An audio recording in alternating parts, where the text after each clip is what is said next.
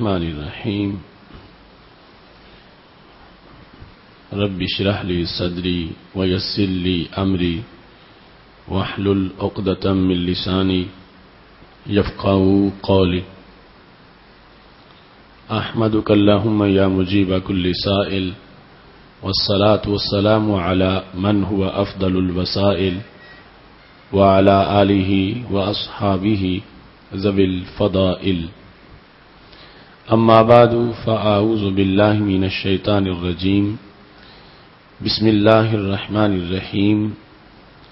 وما خلقت الجن والانس الا لیعبدون صدق اللہ العظیم وصدق رسولہ النبی الکریم الامین ان اللہ وملائکتہ یصلون علی النبی یا ایہا الذین آمنوا صلوا علیہ وسلموا تسلیما الصلاة والسلام علیک یا سیدی یا رسول اللہ وعلی آلک واصحابک یا حبیب اللہ مولاي صل وسلم دائما ابدا علی حبیبک خیر الخلق کلہم منزہ عن شریک فی محاسنہ فجوہر الحسن فیہ غیر منقاسم محمد تاج رسل اللہ قاطبۃ محمد صادق الاقوال والکلم محمد ذکرہ روح لانفسنا محمد شکرہ فرض علی الامم ربی صلی وسلم دائما ابدا علی حبیبک خیر الخلق کلہم اللہ تبارک و تعالی جل جلالہ وعم نوالہ واتم برہانہ وعظم شانہ وجل ذکرہ وعز اسمہ کی حمد و ثنا اور حضور پر نور شافع یوم النشور دستگیر جہاں غم گسار زمان سید سروران حامی بے کساں قائد المرسلین خاتم النبیین احمد مجتبی جناب محمد مصطفیٰ صلی اللہ علیہ وآلہ واصحابہ وبارک وسلم کے دربار گوہر بار میں ہدیہ درود و سلام عرض کرنے کے بعد وارثان منبر و محراب ارباب فکر و دانش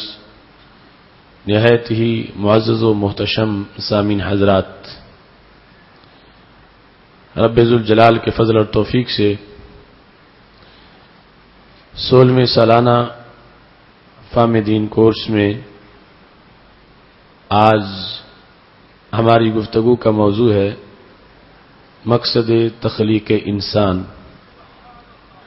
میری دعا ہے خالق کائنات جل جلالہ ہم سب کو قرآن و سنت کا فہم عطا فرمائے اور رب ذوالجلال ہم سب کو قرآن و سنت کی بلاغ و تبلیغ اور اس پر عمل کرنے کی توفیق عطا فرمائے۔ خالق کائنات جل جلالہ نے انسان کو اس کے عظیم مقاصد کی خاطر پیدا کیا اور قرآن مجید برہان رشید میں جا بجا رب ذوالجلال نے انسان کو جھنجھوڑا کہ وہ اپنے مقاصد سے ہٹ کے زندگی بسر نہ کرے، بلکہ جن عظیم مقاصد کی خاطر اسے تخلیق کیا گیا ہے ان کو ہمیشہ پیش نظر رکھے۔ رب ذوالجلال فرماتا ایحسب الانسان ان یترک سدی، کیا انسان یہ سمجھتا ہے کہ اسے مہمل یعنی شترے بے مہار کی طرح چھوڑ دیا جائے گا؟ تو ایسا سمجھنا درست نہیں ہے، چونکہ انسان کو جب عظیم مقاصد کے پیش نظر پیدا کیا گیا تو اس کو راہ زندگی میں حیوانوں میں اور اپنی زندگی میں جو فرق ہے وہ واضح کرنا چاہیے۔ تو خالق کائنات جل جلالہ جو حیوانوں کا طریقہ کار ہے چلنے پھرنے میں، کھانے پینے میں، زندگی گزارنے میں، اس سے جو انسان کے طریقہ کار کا فرق ہے اسے بیان کرتے ہوئے اس آیت میں واضح فرما رہا ہے کہ انسان کو ایسے ہی نہیں چھوڑا جا سکتا جس طرح کے حیوان اپنی زندگی گزارتے ہیں، بلکہ انسان کے لیے وہ خطوط ہیں جس سے اس کا باطن روشن ہوتا ہے اور اس کو قرب الہی میں مقام و مرتبہ میسر آتا ہے۔ اس سلسلہ میں چونکہ تخلیق انسان سے پہلے خالق کائنات جل جلالہ نے باقاعدہ فرشتوں سے مشورہ کیا تھا، لہذا آج مقصد تخلیق انسان سمجھنے کے لیے ہمیں رب ذوالجلال کا وہ مشورہ اور فرشتوں کا جواب اور اللہ تعالی کا اس کے جواب میں جو جواب ہے اس کو پیش نظر رکھنا چاہیے۔ قرآن مجید برہان رشید میں خالق کائنات جل جلالہ کا فرمان ہے وَإِذْ قَالَ رَبُّكَ لِلْمَلَائِكَةِ إِنِّي جَاعِلٌ فِي الْأَرْضِ خَلِيفَةً، اے محبوب جب تمہارے رب نے فرشتوں سے کہا کہ میں زمین میں ایک خلیفہ بنا رہا ہوں، خلافت اور نیابت کی حامل ذات کو پیدا کرنے والا ہوں۔ رب ذوالجلال نے یہ فرشتوں سے جو مشورہ کیا تو اس میں مقصود یہ تھا کہ مخلوق کو مشورہ کا جو فائدہ ہے وہ سمجھ آ جائے، ورنہ جو مشورہ کی حقیقت ہے اس کے پیش نظر یہاں رب ذوالجلال کے لیے لفظ مشورہ کا استعمال وہ درست نہیں ہے، اس واسطے کہ مشورہ میں ایک انسان دوسرے انسانوں کی رائے اپنے ساتھ اکٹھی کرتا ہے تاکہ بہترین نتیجے تک انسان پہنچ سکے۔ مشورے کے اندر مین یہی امر ہے کہ ایک انسان کی تنہا سوچ ہے اور ایک 10 انسانوں کی مشترکہ سوچ ہے، تو جن سے وہ مشورہ کر رہا ہے ان کی سوچ سمجھ اور خرد کو اپنے ساتھ اٹیچ کر کے تو وہ اچھا نتیجہ نکالنا چاہتا، اس واسطے 2-4 آدمیوں سے 20-30 آدمیوں سے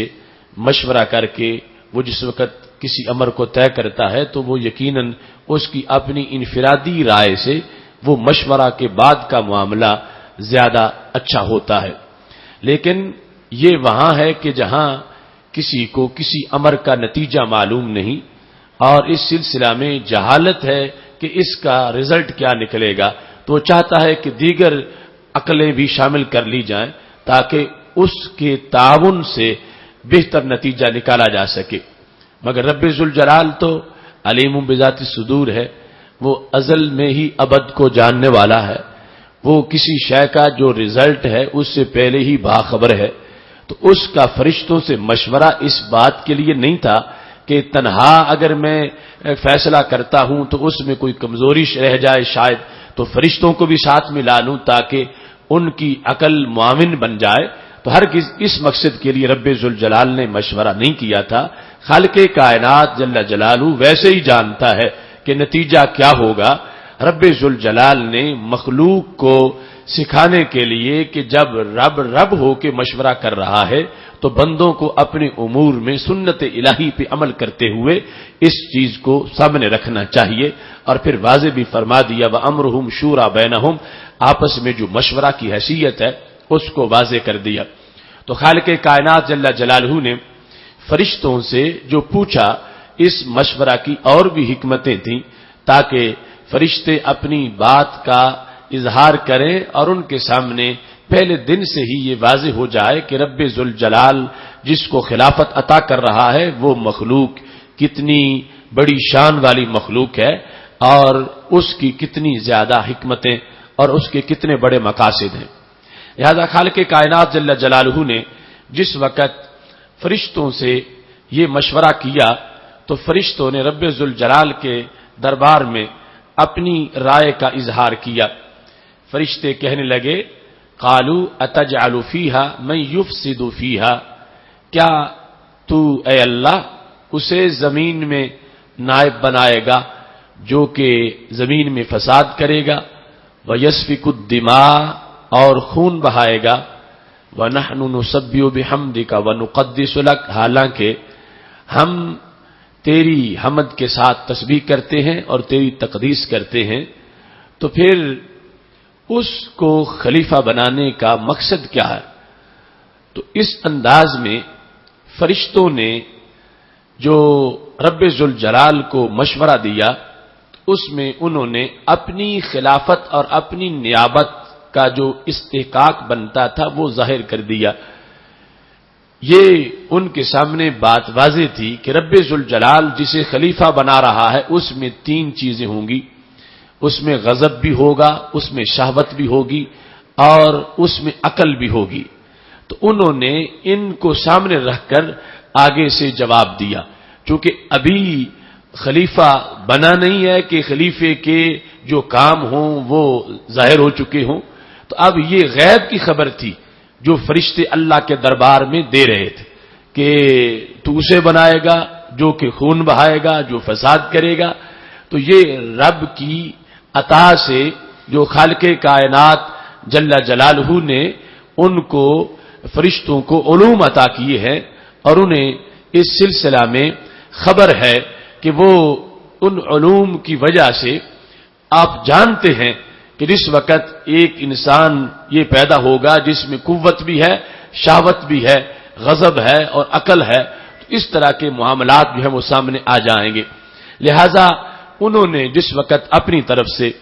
اس رائے کا اظہار کیا تو مقصد یہ تھا کہ ایسے کو تو پیدا ہی نہیں کرنا چاہیے، پیدا کر کے خلیفہ بنانا تو بڑی دور کی بات ہے کہ اے اللہ تو ہم سے مشورہ کر رہا ہے، تو پھر ہمارا مشورہ یہ ہے کہ جو غضب والا ہے، شہوت والا ہے، جس نے خون بہانا ہے، جس میں فساد کرنا ہے زمین میں،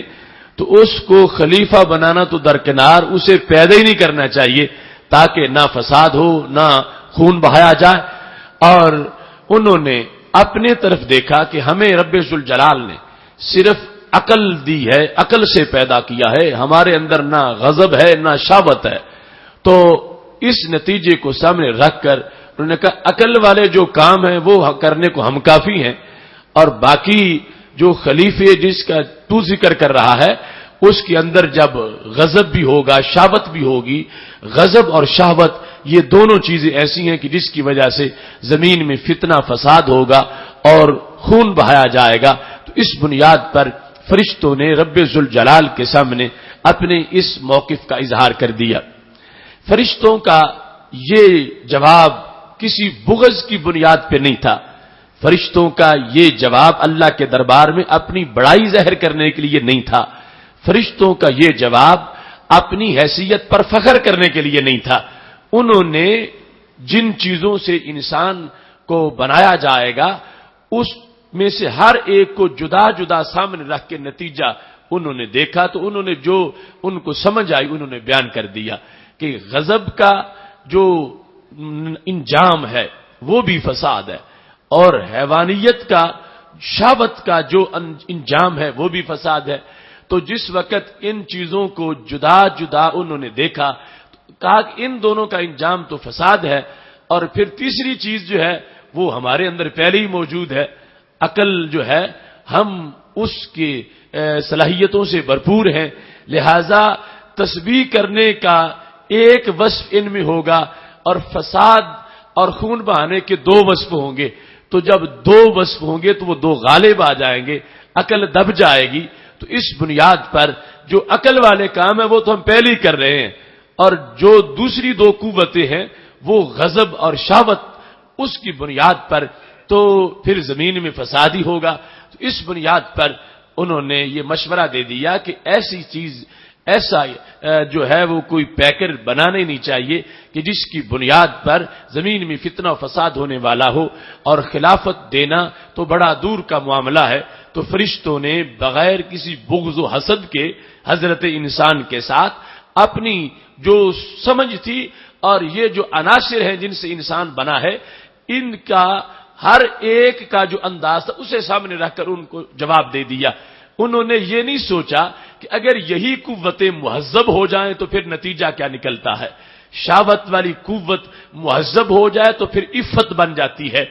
غضب والی قوت مہذب ہو جائے تو شجاعت بن جاتی ہے، اور پھر جب اس کے ساتھ عقل کو مکس کر دیا جائے تو پھر مقام فرشتوں سے بھی بڑا بن جاتا ہے۔ انہوں نے جدا جدا قوتوں کا جو رزلٹ تھا اس کو سامنے رکھا، غضب کا رزلٹ فساد، شہوت کا رزلٹ فساد اور خون ریزی، اور عقل میں انہوں نے کہا وہ ویسے ہمارے پاس موجود ہے، اگر عقل کے لحاظ سے کام لینا ہے تو ہم کرنے کو تیار ہیں اور پہلے ہی تسبیح کر رہے ہیں، اور باقی جو دو چیزیں ہیں ان کے لحاظ سے نتیجہ، غضب کا نتیجہ اور شہوت کا نتیجہ جو ہے یہ فساد اور خون ریزی ہے۔ تو خالق کائنات جل جلالہ نے ان کو یہ جواب دیا، انی اعلم ما لا تعلمون، میں وہ بھی جانتا ہوں جو تم نہیں جانتے۔ تو خالق کائنات جل جلالہ کا یہ مطلب تھا کہ تم نے یہ جو تبصرہ کیا یہ ایک ایک قوت کو سامنے رکھ کر،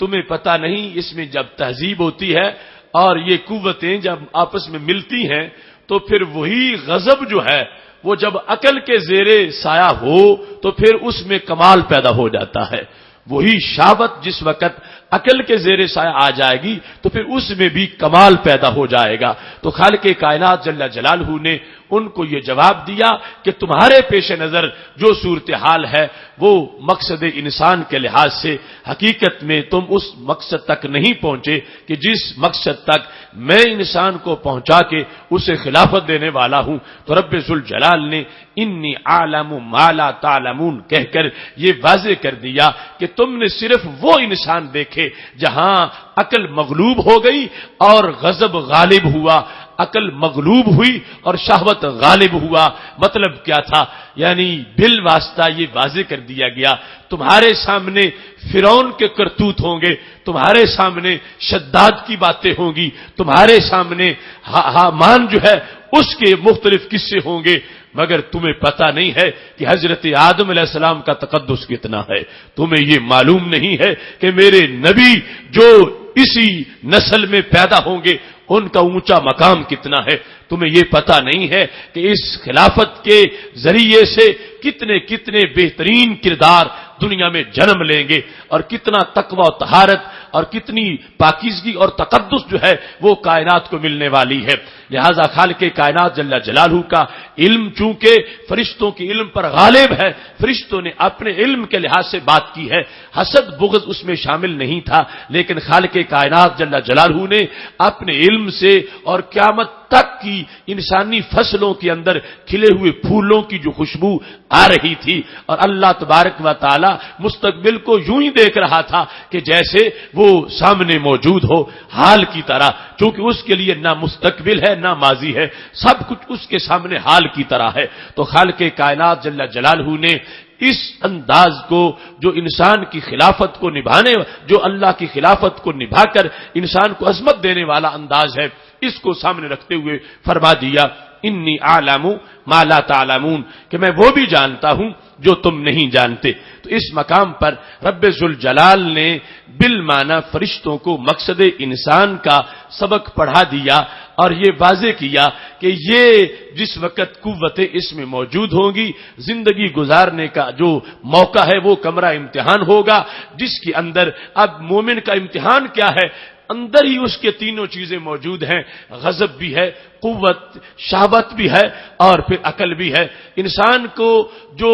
آزمایا گیا ہے، جو رزلٹ رب پہلے ہی جانتا ہے، آزمائش اس چیز کا نام ہے، کیا عقل غالب آتی ہے یا شہوت غالب آ جاتی ہے، عقل غالب آتی ہے یا غضب غالب آ جاتا ہے، یہی انسانی زندگی کا سارا خلاصہ ہے۔ خواہ وہ 50 سال زندہ رہے، خواہ 1 صدی زندہ رہے، خواہ 700 سال زندہ رہے، اس کی ساری زندگی کا امتحان یہی ہے۔ جو کافر ہے، جو فاسق و فاجر ہے، اس کی عقل مغلوب ہو گئی ہے، اس پر شہوت سوار ہو گئی ہے، اس پر خواہش اس طرح سوار ہے کہ اپنی خواہش کا اس نے گویا کہ معاذ اللہ کلمہ پڑھ لیا ہے۔ کافر نے حقیقی طور پر اور فاسق نے عملی طور پر جو وہ فسق کی طرف جا رہا ہے، اور دوسری طرف رزلٹ کیا ہے کہ مومن نے اپنے غضب کو بھی دبا دیا ہے، اپنی شہوت کو بھی دبا دیا ہے۔ اگرچہ اس میں شہوت رکھی گئی ہے مگر اس نے اپنی شہوت کو کنٹرول کر کے واضح کیا ہے کہ مجھ میں اور حیوان میں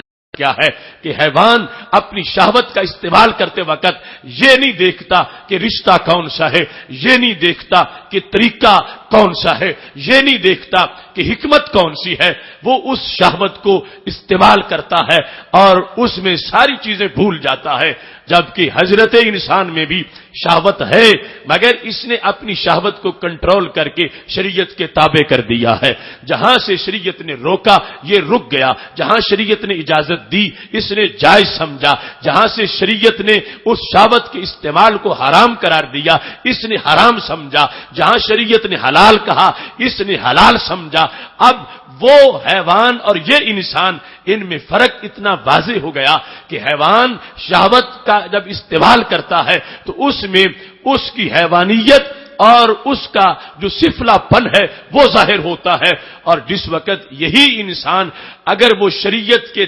دائرے کے مطابق اپنے ان امور سے گزرتا ہے تو ہمارے نبی علیہ الصلوۃ والسلام نے یہاں تک فرما دیا جب صدقے کے ابواب بیان ہو رہے تھے کہ یہ کام بھی صدقہ ہے، وہ کام بھی صدقہ ہے، پڑھا دینا کسی کو صدقہ ہے، امر بالمعروف صدقہ ہے، نہی عن المنکر صدقہ ہے، جو شخص کسی سوار کو نیچے سے اس کی چھڑی اٹھا کے پکڑا دے یہ بھی صدقہ ہے، کسی جو اناڑی کو کوئی فن سکھا دے یہ بھی صدقہ ہے، وہاں یہ بھی فرما دیا وفی بود احدکم صدقہ، تمہاری شرمگاہ میں بھی صدقہ ہے۔ پوچھا گیا یا رسول اللہ صلی اللہ علیہ وسلم یہ شرمگاہ والا جو صدقہ آپ نے بیان کیا اب یہاں تو خواہش ہے انسان کی جسے وہ پورا کر رہا ہے، تو میرے نبی علیہ السلام نے جواب دے کر اس انداز میں نعت کا بند کر دیا، فرمایا مجھے بتاؤ اگر یہی شہوت یہ حرام جگہ پہ استعمال کرتا تو اسے عذاب ہوتا یا نہ ہوتا؟ تو کہا گیا عذاب ہوتا، تو فرمایا پھر حلال پہ جب استعمال کرے گا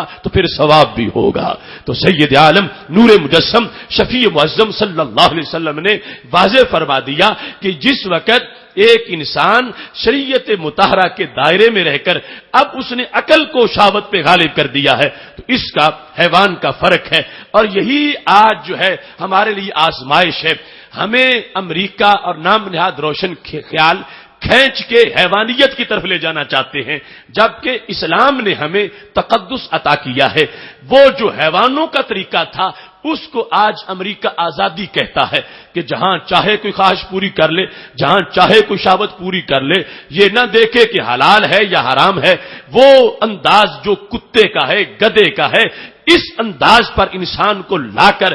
وہ امریکہ یہ بتا رہا ہے کہ میں انسان کو عظمتیں دے رہا ہوں کہ کوئی پابندی نہیں، جیسا چاہو کر لو، لیکن یہ نتیجہ حیوانیت اور سفلے پن کی صورت میں سامنے آتا ہے۔ یہ ہے خالق کائنات کا دیا ہوا دین کہ جس میں فرمایا ہم نے تجھے شتر بے مہار نہیں پیدا کیا، ہم نے تجھے پابندیوں کے اندر رکھا ہے تاکہ جو تمہاری حکمت ہم نے پیش نظر رکھی ہے تم اس حکمت کے پیش نظر اپنی زندگی بسر کرو۔ تو خالق کائنات جل جلالہ نے جو انسان میں شہوت رکھ کے غضب رکھ کے اس کو عقل کے ساتھ اٹیچ کیا، معجون مرکب بنا کر رب ذوالجلال نے انسان کو چھوڑا۔ اب یہ رزلٹ ہے بندہ مومن کی طرف سے کہ اس نے اپنی عقل کو غضب پہ بھی غالب کیا، اپنی عقل کو شہوت پہ بھی غالب کیا۔ یہ طاقت رکھتے ہوئے کمزور کو نہیں مارتا، یہ طاقت کے باوجود اپنے سے جو کمزور ہیں ان کی عزت کا بھی خیال کرتا ہے۔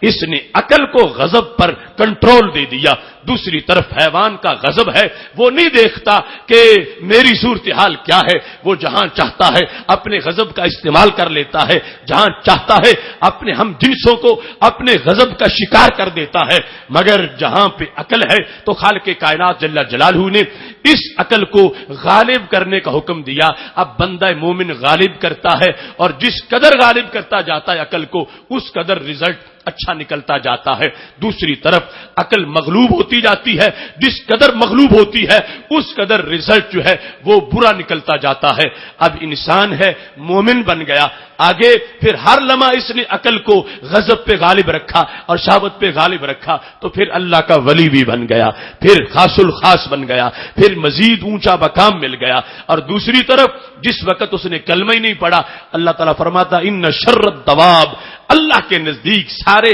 چوپایوں میں سے برا ہے کافر کہ جس نے اپنی عقل کو مغلوب کر دیا ہے اور اپنے غضب اور شہوت کو غالب کر دیا ہے۔ تو اس بنیاد پر یہ جو خالق کائنات نے امتحان دیا ہمارے لیے، اس امتحان میں عقل کو غضب اور شہوت پہ غالب کرنا، یہ انسان کو اولین مقصد کے طور پر پیش کیا گیا۔ اسی سے سارے فاصلے طے ہوتے ہیں اور اسی سے سارے نتیجے برآمد ہوتے ہیں۔ ہم جس وقت دیکھتے ہیں کائنات کے حقائق کو، ایک طرف حیوانیت کا ایریا ہے، دوسری طرف ملاکوتیت کا ایریا ہے، ایک طرف فرشتوں کی باؤنڈری ہے اور دوسری طرف حیوانوں کی باؤنڈری ہے، اور بیچ میں حضرت انسان کا ایریا ہے۔ اس انسان کی ایک سرحد حیوانوں سے ملتی ہے، اس کی ایک سرحد فرشتوں سے ملتی ہے۔ اب اس کو یہ زندگی گزارنے میں ایک گول دیا گیا کہ یہ تیرا ہدف ہے کہ تو نے اپنے آپ کو ڈنگروں سے نہیں ملانا، تو نے اپنے آپ کو فرشتوں سے ملانا ہے۔ اب جس وقت یہ انسان اپنے آپ کو، اپنی عقل کو غضب اور شہوت پہ غالب کرتا ہے تو پھر اس کی نسبت فرشتوں سے پیدا ہوتی جاتی ہے اور فرشتوں سے اٹیچ ہوتا جاتا ہے، فرشتوں کا تقدس اس میں پیدا ہوتا ہے۔ اور جس وقت یہ اپنے غضب شہوت کو کنٹرول نہیں کرتا، حیوانیت اس میں بڑھتی جاتی ہے، اب عقل مغلوب ہو جاتی ہے، غضب اور شہوت غالب، تو پھر یہ حیوانوں سے اٹیچ ہوتا ہے۔ اولین تو محض حیوان کے برابر ہوتا ہے، لیکن پھر بلہم اضل، حیوانوں سے بھی بدتر ہو جاتا ہے۔ تو یہ ہے انسان کے لیے اس میں مارجن رکھا گیا ہے، یہ بڑھ بھی سکتا ہے، یہ گھٹ بھی سکتا ہے۔ جو محض حیوان ہے وہ حیوان ہی ہے، نہ حیوان سے نیچے جا سکتا ہے نہ حیوان سے اوپر جا سکتا ہے۔ جو محض فرشتہ ہے بس اس میں عقل ہے، نہ اس سے نیچے آ سکتا ہے نہ اس سے اونچے اوپر جا سکتا ہے۔ درمیان میں حضرت انسان ہے جس کے اندر اللہ نے یہ صلاحیت رکھی ہے، بڑھ بھی سکتا ہے گھٹ بھی سکتا ہے۔ اور خالق کائنات جل جلالہ نے اس کو دے کے قدرت، دے کے توفیق آگے اس کے اختیار پہ چھوڑ دیا ہے کہ مرضی ہے یہ تم یہ توفیق جہاں بھی استعمال کر لو۔ اگر یہ ڈنگروں کے طریقے اپنا لیتا ہے تو پھر بڑھتا بڑھتا ڈنگروں سے بھی برا ہو جاتا ہے، اور اگر یہ اپنی عقل کو غالب کرتا ہے تو پھر فرشتوں سے بھی اونچا مقام پا سکتا ہے۔ اس بنیاد پر خالق کائنات جل جلالہ نے انسان کی تخلیق جو ہے وہ عجیب انداز کی ہے کہ جس میں وہی قوتیں جو جدا جدا ہوں تو ان کے نتائج اور ہوتے ہیں۔ آپ جانتے ہیں یہ اطباء اور حکماء جس وقت کئی جڑی بوٹیوں کو ملا کے پیستے ہیں، ان میں سے ہر ایک کا اپنا رزلٹ جدا علیحدہ تھا، ہر ایک کا کے خواص علیحدہ تھے، گرمی، سردی اور رطوبت اور یبوست کے لحاظ سے مزاج علیحدہ تھا۔ لیکن جب مختلف قسم کی بوٹیوں کو ملا کے معجون بنائی گئی تو اب معجون کا ایک اپنا مزاج ہے، اس کے ایک اپنے خواص ہیں اور اس کے ایک اپنے نتائج ہیں۔ ایسے ہی صرف غضب ہوتا اس کا اپنا نتیجہ تھا، صرف شہوت ہوتی اس کا اپنا نتیجہ تھا، صرف عقل ہوتی اس کا اپنا نتیجہ تھا۔ تو خالق کائنات جل جلالہ نے سب کو مکس کر کے حضرت انسان کو بنایا اور اسے مکلف بنا دیا، اور فرشتوں سے مشورہ کر کے پھر ان کو بار بار اللہ نے احساس دلایا کہ تم سے جب میں نے مشورہ کیا تھا تم نے صرف ایک چیز دیکھی تھی، تم نے مجموعے کی جو مزاج کی حالت تھی اس کو تم نے مشاہدہ نہیں کیا تھا۔ چلو جاؤ جمعے کے دن فرشتوں جا کے دیکھو میرے بندوں سے مسجدیں بھری ہوئی ہیں، چلو لیلۃ القدر جا کر فرشتوں دیکھو میرے بندے جا کے مجھے بندگی میری کر رہے ہیں، چلو جس کے گھر بیٹا فوت ہو گیا ہے اور بیٹے کے سرانے پہ باپ کھڑا ہو کر دیکھو فرشتوں مجھے کیا کہتا ہے، فرشتوں مجھے بتاؤ تو صحیح، حالانکہ خود سمجھتا ہے، اللہ جانتا ہے وہ فرشتوں کی خبر کا محتاج نہیں ہے، لیکن فرشتوں سے کہلوا کر انہیں یہ بتانا چاہتا ہے کہ تم نے اس دن مشورہ میں اگرچہ بغض و حسد سے کام نہیں لیا لیکن تم نے سنگل عناصر کو دیکھا اور تم نے معجون کو نہیں دیکھا۔ اب پتا کرو کہ میں نے اتنا عظیم انسان پیدا کیا تھا کہ اس کے سامنے، آنکھوں کے سامنے بولتے بیٹے کی زبان بند ہو گئی، چمکتی آنکھیں بجھ گئیں اور اس کی زندگی کا مستقبل بظاہر اجڑ گیا، اور بیٹے کی چارپائی پہ کھڑا ہو کر فرشتوں وہ کیا کہتا تھا؟ فرشتے کہتے ہیں اے اللہ عجیب حوصلہ ہے تیرے بندے کا، وہ کہہ رہا تھا انا للہ و انا الیہ راجعون، کہ ہم سارے ہی اللہ کے ہیں، اس کی طرف لوٹنے والے ہیں۔ اب اللہ احساس دلاتا ہے فرشتوں یہ ہے وہ تسبیح جو تم سے نہیں ہوتی میرا بندہ کر کے دکھاتا ہے۔ تو اس بنیاد پر خالق کائنات جل جلالہ نے اس طرح انسان کو پیدا کیا جہاں اپوزیشن نہ ہو، وہاں کسی چیز کا ہونا اس میں کمال نہیں ہے۔ اقتدار تو وہ ہے کہ اپوزیشن کے باوجود اس اقتدار میں استحکام ہو، پختگی ہو۔ لہذا انسان ایسی چیز ہے جہاں اپوزیشن بھی ہے، اور پھر اللہ تبارک و تعالی نے کہا اب زندگی کا یہ تمہارا کام ہے کہ تم نے اپنی اپوزیشن کو دبا کے اپنا راج ظاہر کرنا ہے۔ لہذا اس انسان نے غضب کو بھی دبا دیا، شہوت کو بھی دبا دیا، اور اللہ کی دی ہوئی عقل سے اس نے جھنڈا لہرایا۔ تو خالق کائنات جل جلالہ نے وعدے کر دیے کہ جو اس طرح زندگی گزارے گا ہم نے اس کے لیے جنت کو تیار کر رکھا ہے۔ قرآن مجید برہان رشید کے دوسرے مقام پر خالق کائنات جل جلالہ نے اس چیز کو اس انداز میں بیان کیا، وما خلقت الجن والانس الا لیعبدون۔ سورہ زاریات کے اندر میں نے جن و انس کو صرف اس لیے پیدا کیا ہے کہ وہ میری عبادت کریں۔ اب یہاں پر رب ذوالجلال کا یہ جو فرمان ہے اس میں اس کی وضاحت میں چند باتیں ابتدائی طور پر نہایت لازم ہے کہ آخر فرشتے بھی تو عبادت کے لیے پیدا کیے گئے ہیں، وہ بھی تو کوئی اور مقصد ان کا ہے ہی نہیں۔ قرآن میں ہے وَيَفْعَلُونَ مَا يُؤْمَرُونَ، وہ کام وہی کرتے ہیں جو رب کا حکم ہوتا اور کچھ کرتے ہی نہیں۔ اور قرآن کہتا ہے بَلْ عِبَادٌ مُكْرَمُونَ، فرشتے تو عزت والے بندے ہیں، ان کی بھی بندگی ہے۔ اور پھر اللہ فرماتا ہے لَا يَسْتَكْبِرُونَ عَنِ عِبَادَتِهِ، رب کی عبادت سے تکبر نہیں کرتے، اللہ کی عبادت ہی کرتے رہتے۔ تو ان کی تخلیق بھی عبادت کے لیے ہی ہے، لیکن رب ذوالجلال نے ان کو یہاں پر ان کا ذکر نہیں کیا۔ تو اس چیز کو ذہن میں رکھنا چاہیے، اس کے کئی جواب ہیں۔ ایک تو یہی بات جو پہلے بیان ہو گئی کہ فرشتوں کا عبادت کرنا اس کی جو صورتحال ہے وہ اور طرح کی ہے، اور یہاں جس عبادت کا ذکر ہے یہ صورتحال اور طرح کی ہے۔ ما خلقت الجن والانس الا لیعبدون، اس میں یہ ہے کہ رب نے پیدا تو عبادت کے لیے کیا ہے، آگے پھر مرضی بندے کی ہے وہ کرتا ہے یا نہیں کرتا۔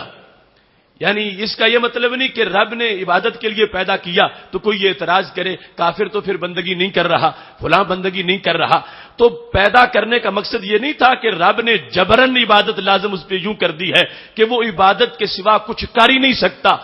پیدا کرنے کا مقصد یہ تھا، جس طرح کہا جاتا ہے میں نے قلم لکھنے کے لیے بنایا، تو اب آگے ضروری نہیں کہ اس سے لکھا بھی جائے، کبھی لکھا جائے گا کبھی لکھا نہیں جائے گا۔ تو خالق کائنات نے یہ جو فرمایا کہ میں نے بندگی کے لیے پیدا کیا، فرمایا میں نے صلاحیت بندگی کی دے دی ہے۔ اب اگر بندگی یوں ہوتی کہ جس طرح کوئی چیز انسان سے جدا ہی نہیں ہو سکتی،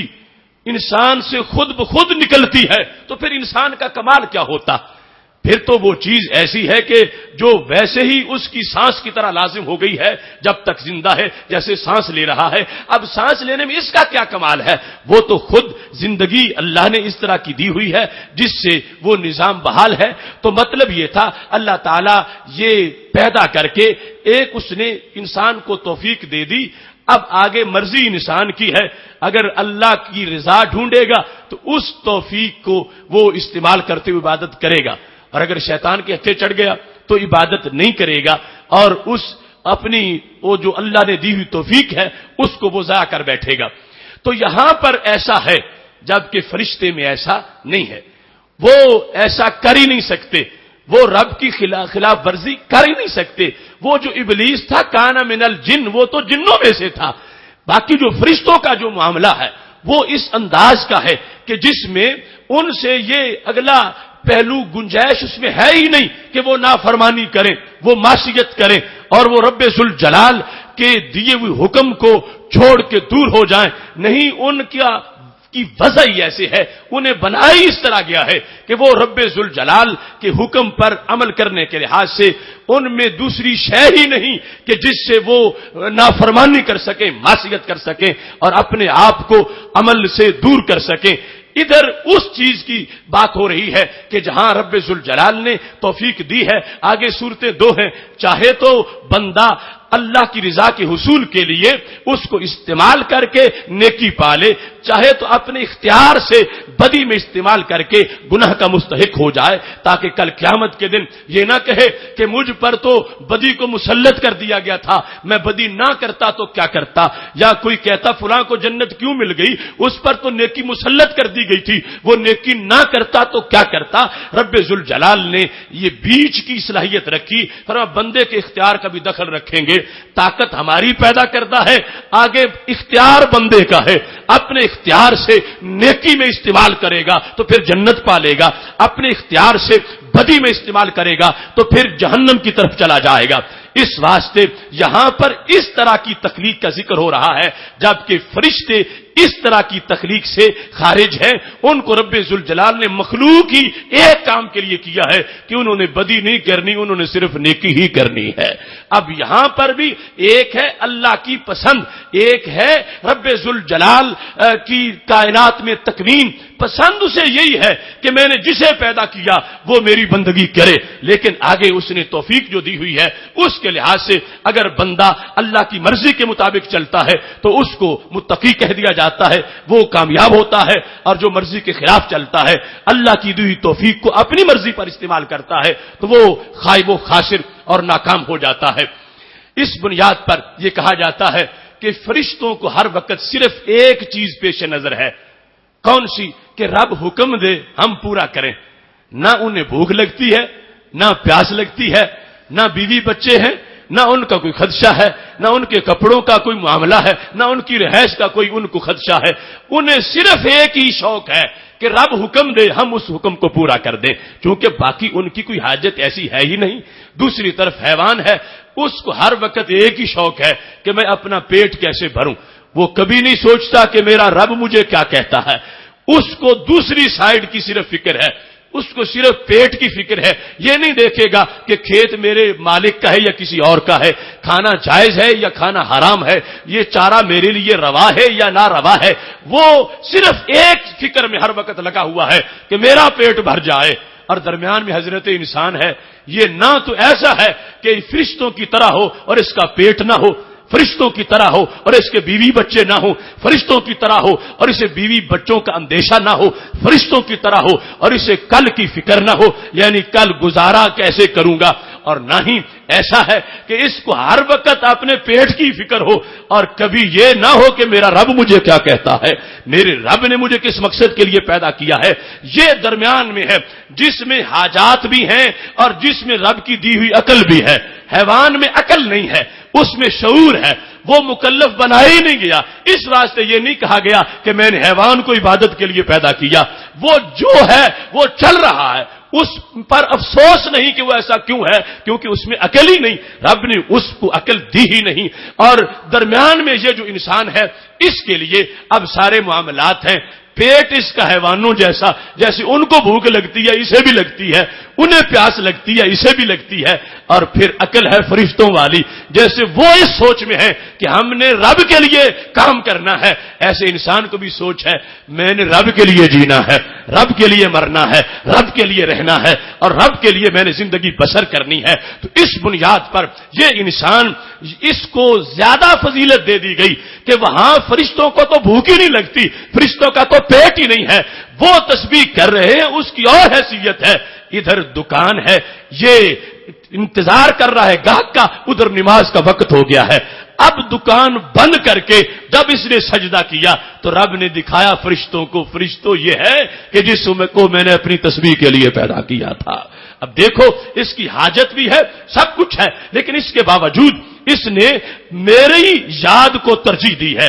یہ ہے کمال انسانی، اور اس کی بنیاد پر انسان اپنی تخلیق کا مقصد جو ہے وہ پاتا ہے کہ جس وقت وہ پیٹ پرست نہیں ہوتا، پیٹ کی پوجا نہیں کرتا، خواہش کا پجاری نہیں ہوتا، اس نے اپنی شہوت کا کلمہ نہیں پڑھا ہوا، وہ ٹھیک ہے محتاج ہے کھانے کا، پینے کا، کمانے کا، سب کچھ کرتا ہے، مگر وہ اس پر ترجیح اس بات کو دیتا ہے کہ میں نے اپنے رب کا جو میرے لیے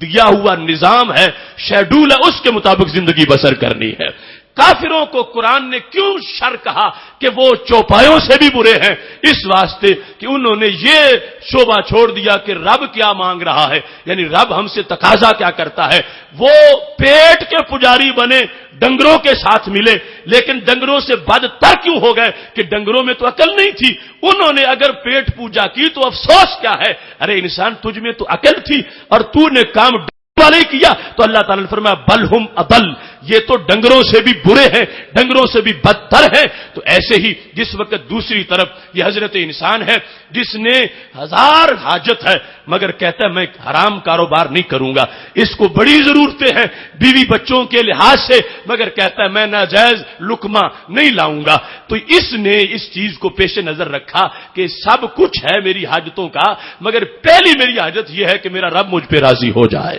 اس وقت جب اس نے رب ذوالجلال کی رضا کے حصول کے لیے اپنی حاجات کو پس پش ڈال دیا ہے اور اپنے رب کے لحاظ سے سوچ رہا ہے، تو اللہ فرماتا وما خلقت الجن والانس الا لیعبدون، یہ جس مقصد کے لیے میں نے پیدا کیا تھا وہ مقصد پورا کر رہا ہے۔ تو اس بنیاد پر یہاں جو آزمائش اور امتحان کی تخلیق ہے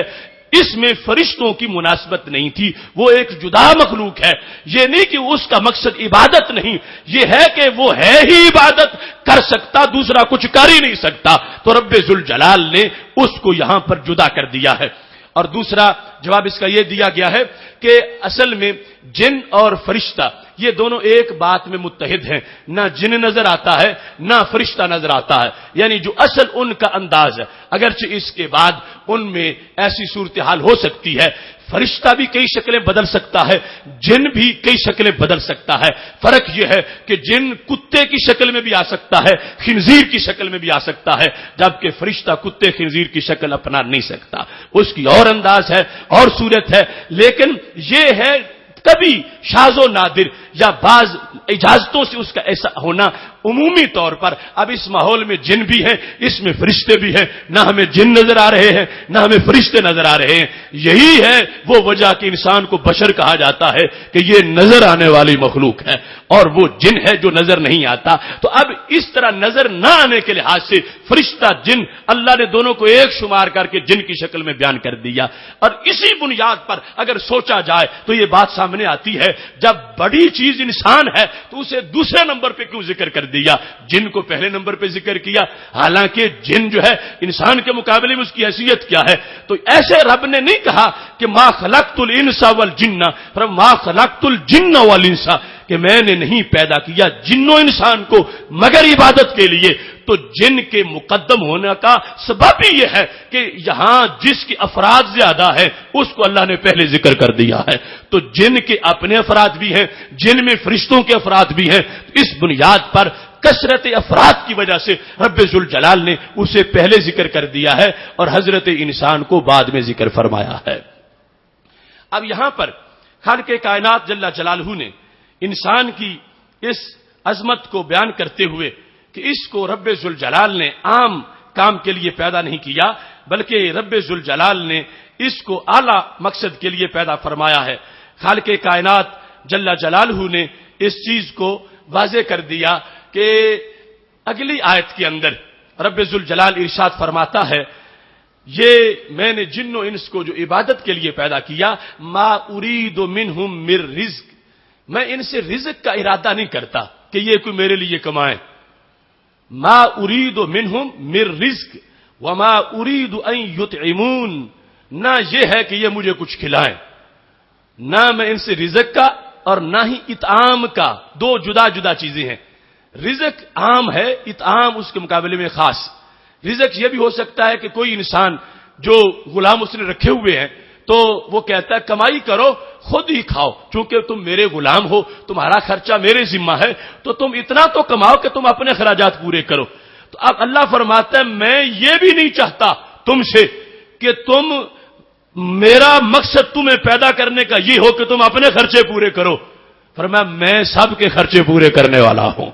نہ میں تم سے رزق کا ارادہ کرتا ہوں اور نہ تم سے یہ کہ تم مجھے کھلاؤ۔ اب دو صورتیں ہوتی ہیں کہ کسی کے غلام ہیں، ایک یہ ہے کہ وہ کما کے اپنے مالک کو دیتے ہیں، دوسرا یہ ہے کہ مالک کہتا کما کے اپنے خرچے پورے کر لو۔ اس میں دونوں چیزوں میں مالک کا فائدہ ہے۔ اللہ فرماتا ہے میرے ہاں یہ دونوں چیزیں نہیں ہیں، میں نے اس لیے بھی انسان کو پیدا نہیں کیا کہ یہ کمائے اور اپنے خرچے پورے کرے، میں نے اس لیے بھی پیدا نہیں کیا کہ یہ کمائے اور میرے خرچے پورے کرے، فرمایا میں سب کے خرچے پورے کرنے والا ہوں۔ میں نے انسان کو اس لیے پیدا کیا ہے کہ یہ رزق کے معاملے میں پریشان نہ ہو، رزق میں دیتا رہوں گا، اس نے میری بندگی کر کے دکھانی ہے۔ یہ اگلی آیت میں خالق کائنات جل جلالہ نے واضح فرما دیا، ما ارید منہم من رزق، میں ان سے رزق کا ارادہ نہیں کرتا کہ یہ رزق کمائیں اپنے لیے یا میرے ساتھ تعاون کرے، بلکہ میں نے ان کو عبادت کے پیش نظر پیدا کیا ہے۔ تو اب اس طرح اگر غلاموں کے لحاظ سے مثال سمجھیں تو امام راضی نے کہا جس طرح کے 3 مقاصد کے لیے غلام ہوتے ہیں، ایک وہ ہے جو صرف سلوٹ کرنے کے لیے ہے کہ سامنے کھڑا ہے اور ہاتھ باندھے ہے، اور دوسرا وہ ہے کہ جو باورچی ہے اور کھانا تیار کر رہا ہے، اور تیسرا وہ ہے جو تیار شدہ کھانا اٹھا کے لے آتا ہے۔ تو خالق کائنات فرما رہا ہے میں نے تمہیں جو پیدا کیا ہے تو اس لیے نہیں جیسے دوسرا ہے اور اس لیے بھی نہیں جیسے تیسرا ہے، میں نے تمہیں اپنی عبادت کے لیے پیدا کیا ہے، جس کی مثال تمہیں پہلے میں نظر آتی ہے، لیکن رب کا انداز اس دنیا کے کسی چودھری کے انداز سے جدا ہے۔ یہ دنیا دار محتاج ہے کہ کوئی مجھے سلوٹ کرے تو میری عزت بنے، کوئی ہاتھ باندھ کے میرے سامنے کھڑا ہو تو میرا وقار ظاہر ہو۔ اللہ تبارک و تعالی بے نیاز ذات ہے، اگر ساری دنیا کے لوگ برے ہو جائیں اس کا کچھ بگاڑ نہیں سکتے، سارے نیک ہو جائیں اس کا کچھ فائدہ نہیں کر سکتے، وہ اس طرح بے نیاز ذات ہے۔ اس نے انسان کے مقصد کے پیش نظر انسان کو نوازنے کے لیے فرمایا میرے ہاں تیری یہی ڈیوٹی ہے، تو نے ہاتھ باندھ کے نماز میں کھڑے ہو کے مجھے سجدہ کر کے یہ بتانا ہے کہ میں نے تجھے اپنی بندگی کے لیے پیدا کیا ہے۔ اب یہاں پر وما خلقت الجن والانس الا لیعبدون، یہ لام ہے تعلیل کا بظاہر اور اصل میں حکمت کے اظہار کے لیے۔ کوئی کام کسی غرض کے لیے کرنا اس سے ہمارا رب پاک ہے۔ اللہ نے عبادت کی غرض کے لیے انسان کو پیدا نہیں کیا، اللہ نے عبادت کی غرض کے لیے، چونکہ جو غرض ہوتی ہے اس کا وہ غرض والا محتاج ہوتا ہے اور رب ہر حاجت سے پاک ہے۔ اس واسطے رب ذوالجلال نے کوئی کام بھی اس کا غرض پر نہیں ہوتا، چونکہ غرض حاجت ہے، غرض کمزوری ہے، غرض پہلے پائی نہیں گئی بعد میں پائی جائے گی، اور ہمارے رب کی کوئی شان ایسی نہیں ہے کہ جس کا وہ انتظار کر رہا ہو کہ ابھی میں ناقص ہوں معاذاللہ پھر کامل ہو جاؤں، وہ فلاں غرض پائی جائے۔ تو اللہ تعالی کی ذات ہر غرض سے پاک ہے، ہاں اس کے پیش نظر کاموں کی حکمتیں بڑی ہیں۔ تو یہاں پر تخلیق انسان جو ہے وہ عبادت کی غرض کے لیے نہیں، عبادت کی حکمت کے لیے ہے۔ عبادت کی حکمت کے فائدہ میرے بندے کو پہنچے، عبادت کی حکمت کے پتہ فرشتوں کو چلے، عبادت کی حکمت کے مخلوقات کو پتہ چلے خلق اللہ آدم علی صورتہ، کہ جس انسان کو میں نے اپنی صورت پہ پیدا کیا ہے اس کے کمالات کیا ہیں۔ تو رب ذوالجلال یعنی یہ بلائی مخلوق کی چاہتا ہے، کچھ سے عبادت کروا کے کچھ کو عبادت دکھا کے بلائی ان کی چاہتا ہے، اپنی اس کی کوئی غرض نہیں ہے۔ تو اس بنیاد پر تخلیق انسان کا جو مقصد ہے اس مقصد کو غرض نہیں کہہ سکتے، اس کو حکمت سے تعبیر کر سکتے ہیں کہ خالق کائنات جل جلالہ نے اتنی اعلیٰ حکمتوں کے لیے حضرت انسان کو پیدا کیا ہے اور اس کو پھر زندگی کا ایک نصاب دے دیا ہے۔ قرآن مجید برہان رشید کی شکل میں وہ نصاب اس کے پاس موجود ہے، اس نصاب کو یہ پڑھتا ہے، اس پہ عمل کرتا ہے اور نتیجہ اس کے سامنے آتا ہے، اور یہ وہ انداز ہے خالق کائنات جل جلالہ کی واہی کا جس کو بار بار قرآن مجید برہان رشید میں واضح کیا گیا، اور یہی مومن و کافر کے درمیان فرق ہے۔ کافر اپنی مرضی کر رہا ہے، یہ نہیں پوچھتا میں نے سودا کیسے بیچنا ہے، یہ نہیں پوچھتا میں نے رات کیسے گزارنی ہے، یہ نہیں پوچھتا میں نے شہوت کے جائز طریقے کون سے ہیں، وہ جو ذہن میں آتا ہے وہی کر جاتا ہے۔ لیکن مومن جو ہے اس نے اپنا ہر کام اپنے رب کے سپرد کیا ہوا ہے۔ کلمہ پڑھنے کا مطلب یہ نہیں کہ کلمہ پرائیویٹ سا ہے باقی مرضی اپنی ہے، نہیں، کلمہ پڑھنے کا مطلب یہ ہے کہ میرا ہر کام میرے رب کے حکم کے تابع ہے۔ اب اس لحاظ سے وہ جتنا بھی لٹریچر نام نہاد روشن خیالوں کا ہے وہ انسان کو مقصد تخلیق بلانے کا لٹریچر ہے. وہ انسان کو آزادی کا چکمہ دے کر اسے جہنم کا غلام بنانا چاہتے ہیں. وہ آزادی کا چکمہ دے کر انسان کو انسانی سطح سے گرا کے حیوانیت کے ذلت میں ڈالنا چاہتے ہیں, بلکہ اس سے بھی نیچے پہنچانا چاہتے ہیں. اور یہ عظمت اسلام ہے, اور یہ انسانی حقوق کا علمبردار ہے, اور یہ اسلام انسان کی عظمت کو چار چاند لگانے والا ہے کہ جس نے ایسا سلیبس دیا ہے کہ جس سے انسان نیچے نہیں جاتا. انسان کا سر تو نیچے جھکتا ہے مگر مرتبہ اوپر بڑھ جاتا ہے. اس کو یہ مقام دیا گیا جس کی وجہ سے اس میں تقدس پیدا ہوتا ہے, طہارت آتی ہے. یہ چلتے چلتے آگے بڑھتا ہے اور خالق کائنات جل جلالہ کا قرب پاتے ہوئے کامیاب زندگی بسر کرتا ہے. آج اس صورتحال کے پیش نظر کہ جب ہر طرف سے یہ نام نہاد روشن خیالی کا زہریلا جو لٹریچر ہے پھیلایا جا رہا ہے, ہمیں عظمت انسان کے پیش نظر آج جب بات ہوتی ہے, کچھ کہتے ہیں یہ اسلامی حقوق ہیں اور یہ کہتے ہیں یہ انسانی حقوق ہیں, اور انسانی حقوق کے لحاظ سے وہ اپنی خرافات گھڑ کے کہتے ہیں کہ یہ عظمت انسان کا تقاضا کیسا کیا جائے. تو قرآن پڑھنے سے پتہ چلتا ہے سوائے اسلام کے عظمت انسان کچھ نہیں ہے. عظمت انسان وہی ہے جو اسلام نے بتائی ہے. انسان کو عظمت نہ اس کو امریکہ سے ملتی ہے, نہ یورپ سے, نہ واشنگٹن سے, نہ وائٹ ہاؤس سے, نہ یروشلم سے. اس کو عظمت وہیں سے ملتی ہے جہاں اللہ نے قرآن کو نازل فرمایا ہے. اس واسطے آج کا یہ جو ماحول ہے اس میں اس چیز کو نہایت ہی آگے پہنچانے کی ضرورت ہے تاکہ انسان اس رستے پہ موجود رہے, زندگی بسر کرے. نتیجتاً روح نکلے, فرشتے چوم کے اللہ کے دربار میں پہنچائیں کہ یہ وہ ہے جس نے من مانی نہیں کی بلکہ شریعت کے سپرد اپنے امور کر کے زندگی بسر کی ہے. یہاں پر سید عالم نور مجسم شفیع معظم صلی اللہ علیہ وسلم کا ایک فرمان جو جامع ترمذی میں موجود ہے, آپ صلی اللہ علیہ وسلم نے اس موضوع کو بڑا تفصیل سے بیان کیا. فرمانے لگے الا ان بنی آدم خلقوا علی طبقات شتى. فرمایا بنی آدم جو ہیں ان کو کئی طبقات پر اللہ نے پیدا کیا, ان کی کئی قسمیں ہیں. اب یہ ہے کہ مقصد ایک ہے اور آگے اس مقصد کے لحاظ سے رب ذوالجلال کی دی ہوئی صلاحیتیں ہیں اور ان میں پھر آگے انسانی تفاوت ہے. کوئی اس صلاحیت کو کسی طرح استعمال کرتا ہے اور کوئی اس صلاحیت کو کسی طرح استعمال کرتا ہے. پہلی قسم ہمارے نبی علیہ السلام نے فرمائی فَمِنْهُمْ مَنْ يُولَدُ مُؤْمِنًا وَيَحْيَى مُؤْمِنًا وَيَمُوتُ مُؤْمِنًا. ایک انسان وہ ہے, کیسا؟ فرمایا وہ ایسا انسان ہے کہ جسے پیدا کیا گیا تو مومن تھا, زندہ رہا تو مومن تھا, موت آئی تو پھر بھی مومن تھا. ایک ہے ولادت کا لمحہ اور ایک ہے حیات اور ایک ہے موت. موت حیات دو باؤنڈریز ہیں, درمیان میں اس کی زندگی ساری ہے. ولادت اور وفات کے درمیان میں حیات. تو فرمایا ایسا بھی انسان ہے کہ جو پیدا ہوا مومن اور پھر زندہ رہا مومن اور وقت وصال بھی ایمان اس کا سلامت تھا. پھر فرمانے لگے دوسری قسم منہم من یولد کافرا ویحیی کافرا ویموت کافرا, کہ جو پیدا ہوا تو کافر تھا, زندہ رہا تو کافر تھا, مرا تو کافر تھا. اب اگرچہ بطہ فطرت میں پیدا ہوتا ہے, اب یہاں پر اس کا ابتدائی ماحول جو ہے وہ بیان کیا گیا کہ جو اس کے والدین کا ماحول ہے اس لحاظ سے اس پر کافر کا اطلاق کیا گیا ہے. ورنہ ہر بچہ فطرت پہ پیدا ہوتا ہے, ابا واہو یحودانی او یونسرانی او یمجسانی. آگے اب والدین اس کو بگاڑتے ہیں جیسا بھی بگاڑتے ہیں. تو اس کا اولین ماحول جب اس نے آنکھ کھولی اس وقت کفر تھا اور پھر زندگی کفر میں گزر گئی اور آگے مرا تو اس وقت بھی کافر تھا. اب یہ بھی ایک انسان ہے اور پہلا بھی ایک انسان ہے. تیسرے نمبر پر ہمارے نبی علیہ الصلوۃ والسلام فرماتے ہیں منہم من یولد مؤمنا ویحیی مؤمنا ویموت کافرا. پیدا ہوا تو مومن تھا, زندہ رہا تو مومن تھا, مگر وقت وصال آیا تو کافر بن چکا تھا.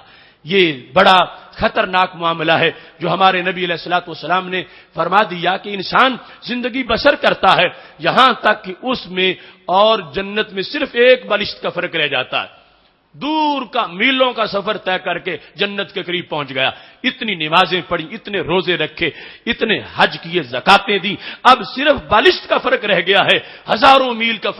سفر طے کر کے جنت کے پاس پہنچ گیا ہے. لیکن وہاں جا کے دل بدلا، مرتد ہو گیا اور سیدھا جہنم میں چلا گیا. اب یہ انسان جو پیدا ہوا تو مومن، زندگی بسر ہوئی تو مومن، لیکن جس وقت وصال کا وقت آیا اس وقت معاذ اللہ کافر ہو چکا تھا. اسی بنیاد پر رسول اللہ صلی اللہ علیہ وسلم یہ اکثر دعا مانگا کرتے تھے، یا مقلب القلوب ثبت قلبی علی دینے کا، اے دل بدل دینے والے میرا دل اپنے دین پہ ثابت رکھ. یہ دعا جب صحابہ کرام علیہم رضوان نے سنی تو اس میں بھی بڑا سبق ہے. اگر آج کے لفظ آج کا کوئی انسان محدود سوچ والا پڑھتا ہے اور اس کی عقل اور اس کی سمجھ پر اگر شریعت کا پہرا نہیں ہے تو وہ یہ کہنا شروع کر دیتا ہے کہ معاذ اللہ ہمارے نبی علیہ السلام کو بھی خطرہ تھا اپنے بارے میں کہ کہیں معاملہ گڑبڑ نہ ہو جائے، کیونکہ دعا مانگتے تھے ثبت قلبی علی دینے کا، میرا قلب دل دین پہ ثابت رکھ. لیکن صحابہ نے بتایا کہ لوگوں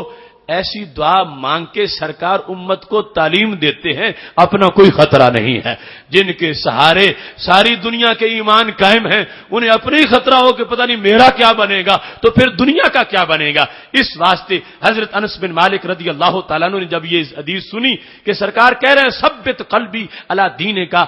اے اللہ میرا دل دین پہ ثابت رکھ، تو حضرت انس کیا بولنے کہنے لگے، اتخاف علینا یا رسول اللہ صلی اللہ علیہ وسلم آمنا بکا وبما جئتنا به، محبوب آپ کو ہمارے بارے میں خطرہ ہے کہ ہم پھر جائیں گے، ہم آپ پر ایمان لائے، آپ کی کتاب پر ایمان لائے. اب حضرت انس نے یہ نہیں کہا کہ یہ سرکار کی اپنی بات ہے، اگر سرکار کی بات سمجھتے، حالانکہ سیگا تو یہ نا میرا دل ثابت رکھ، لیکن وہ سمجھ رہے ہیں کہ سرکار یہ اس لیے بول رہے ہیں کہ میں بولوں گا تو امتی کو پتا چلے گا کہ میں نے کیسے بولنا ہے. تو اس طرح سنت بنانے کے لیے بھی کوئی لفظ بولے جاتے ہیں. حضرت انس نے یہ نہیں کہا کہ محبوب کیا تمہیں اپنے بارے میں خطرہ ہے، اور نہیں محبوب کیا آپ کو ہمارے بارے میں خطرہ ہے، حالانکہ لفظ تو سرکار کے اپنے بارے میں تھے. تو نبی علیہ السلام نے فرمایا ہاں انس یاد رکھو یہ دل جو ہے اللہ کی انگلیوں کے درمیان ہے، وہ جیسے چاہے پھیر دیتا ہے. تو اس میں یہ بھی تصدیق کر دی کہ جو مطلب تم نے سمجھا سچا یہی ہے.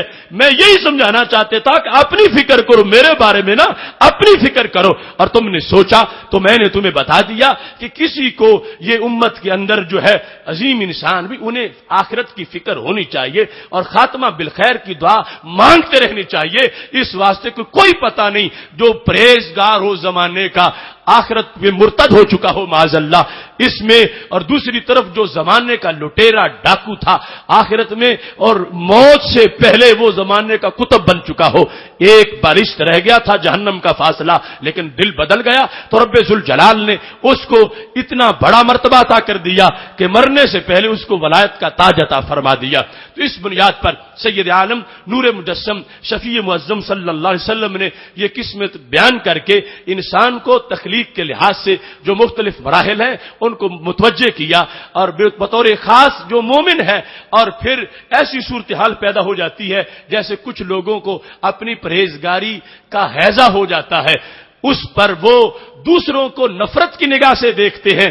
اس بنیاد پر نہیں کہ دوسرے رب کا کہنا نہیں مان رہے، اس بنیاد پر کہ وہ کہتا ہے یہ میرے لحاظ سے یہ کچھ نہیں ہے. تو ایسی نفرت سے پھر اس کا اپنا نقصان ہو جاتا ہے. ایسی نفرت سے کہ جب اس کو اپنے تقوی کا گمنڈ ہو، فخر ہو کہ میں بڑا پرہیزگار ہوں، تو ہو سکتا ہے وہ ہنڈیا بیچ چوراہے کے ٹوٹ جائے معاذ اللہ اور سارا نقصان ہو جائے. اس واسطے ہمارے نبی علیہ السلام نے فرمایا جتنی بھی پرہیزگاری تم میں آ جائے، تم نے جو اللہ کی طرف سے تخلیق کا مقصد ہے وہ کامیابی تب ملے گی جب سانس حالتے ایمان میں نکل جائے گی. تو پھر وہ مقصد جو رب نے جس کے لیے پیدا کیا وہ پورا ہوگا. اور اگر اس سے چند منٹ پہلے بھی زبان پہ کفر آ گیا تو سب کچھ رائگاں ہو جائے گا. اس واسطے سید عالم نور مجسم شفیع معظم صلی اللہ علیہ وسلم نے اس کی اقسام بیان کی ہیں. پھر فرمانے لگے وَمِنْهُمْ مَنْ يُولَدُ كَافِرًا وَيَحْيَىٰ كَافِرًا وَيَمُوتُ مُؤْمِنًا. یہ چوتھی قسم ہے. فرمایا کچھ وہ ہیں جو پیدا مومن ہوتے ہیں اور پھر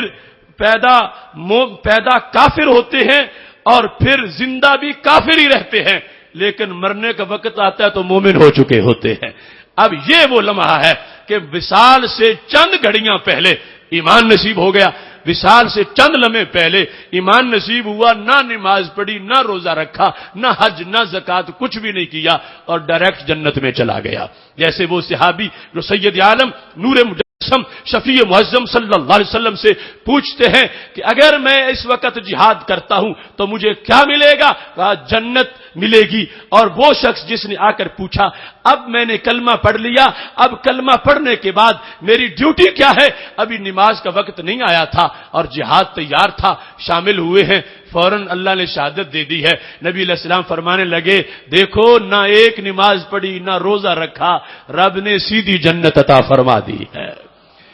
ایسے ہی سید عالم نور مجسم شفیع معظم صلی اللہ علیہ وسلم نے یہ اقسام بیان کرتے ہوئے فرمانے لگے وَإِنَّ مِنْهُ الْبَطِيءَ الْغَضَبَ سَرِيعَ الْفَيْءِ. کچھ لوگوں کا مزاج کیسا ہے؟ فرمانے لگے ان کو غصہ دیر سے آتا ہے اور بجھ جلد جاتا ہے. آتا دیر سے ہے اور جاتا جلدی ہے. اور پھر فرمانے لگے وَإِنَّ مِنْهُمْ سَرِيعَ الْغَضَبَ سَرِيعَ الْفَيْءِ. کچھ وہ ہیں جنہیں آتا بھی جلدی ہے اور جاتا بھی جلدی ہے. اور پھر فرمانے لگے سید عالم نور مجسم شفیع معظم صلی اللہ علیہ وسلم اب اس کا رزلٹ کون سا ہے؟ کس انداز میں کس کی طبیعت کو اچھا کہا جائے اور کوئی کس طرح اپنے اندر تبدیلی لانے کی کوشش کرے تاکہ وہ ان ہلاکتوں سے بچ جائے کہ جن کی وجہ سے انسان کا آخرت میں نقصان ہو جاتا ہے. تو سید عالم نور مجسم شفیع معظم صلی اللہ علیہ وسلم ارشاد فرمانے لگے الا خیرہم بطیء الغضب سریع الفیء. فرمایا وہ انسان اچھا ہے کہ جس کو غصہ آتا دیر سے ہے مگر جاتا بہت جلد ہے. غصہ آنے میں دیر لگتی ہے, یہ نہیں کہ ایک بات پہ غصے میں آ گیا, بہت دیر بعد غصے میں آتا ہے, لیکن آئے ہوئے کا غصہ بہت جلد اتر جاتا ہے, بہت جلد ختم ہو جاتا ہے. فرمایا یہ انسان جو ہے یہ بہت اچھا ہے. وَشَرُّهُمْ سَرِيعُ الْغَضَبِ بَطِيءُ الْفَيْءِ. فرمایا وہ انسان برا ہے کیسا؟ فرمایا جس کو آتا بہت جلد ہے, فوراً غصہ آ جاتا ہے, مگر جاتا جو ہے وہ مہینوں سالوں تک نہیں, پھر اسی غصے میں رہتا ہے اور اسی کے اندر جلتا رہتا ہے. تو سید عالم نور مجسم شفیع معظم صلی اللہ علیہ وسلم نے ان چیزوں کو اتنی تفصیل سے حدیث میں بیان کیا کہ انسان اپنے احوال کو دیکھ لے اور اپنے احوال کو دیکھ کر اپنے اندر تبدیلی لانے کی کوشش کرے. اگر غصہ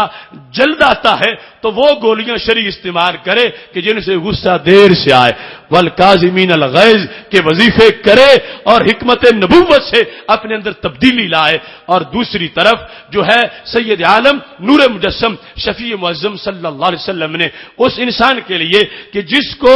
وہ آ جائے تو اترتا دیر سے ہے, اس کے لیے بھی باقاعدہ تعلیمات اپنی طرف سے صادر فرما دی. اور پھر راہ زندگی کے اندر اور اقسام بیان کرتے ہوئے اسی حدیث شریف میں ہمارے نبی علیہ السلام فرماتے ہیں کہ لوگوں کے اندر اقسام اس لحاظ سے بھی ہیں ان منہم حسن القضاء حسن الطلب.